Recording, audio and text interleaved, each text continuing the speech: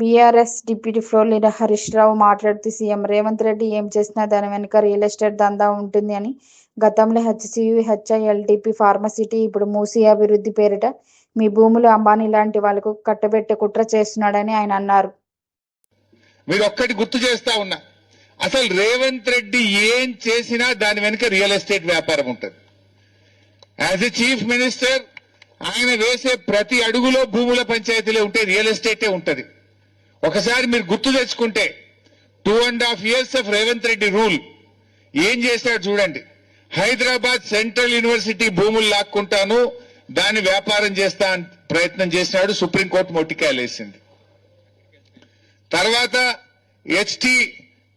అదే industrial hill TP scam, hill TP పేరు మీద హైదరాబాద్ చుట్టూ ఉన్నటువంటి వేలాది ఎకరాల భూములు కబ్జా పెట్టాలి, రియల్ ఎస్టేట్ వ్యాపారం చేస్తా అని ఒక హిల్ టీపీ స్కామ్ కు తెరలేపినాడు. అది భూములే.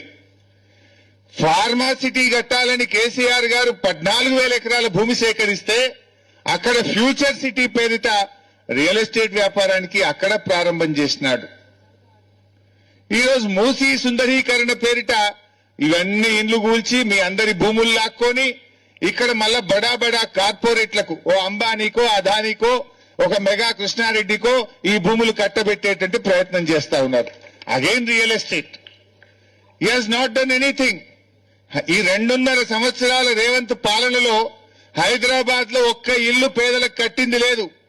కూల్చిన బతుకులున్నాయి, కూల్చిన ఇండ్లున్నాయి తప్ప he has not built a single house in Hyderabad. ఒక్క ఇల్లు కట్టలేదు. కూల్చిన ఇండ్లే తప్ప, కూల్చిన బతుకులే తప్ప రేవంత్ రెడ్డి 2.5 సంవత్సరాల్లో ఒక్క ఇల్లు కూడా హైదరాబాద్ లో కట్టలేదు.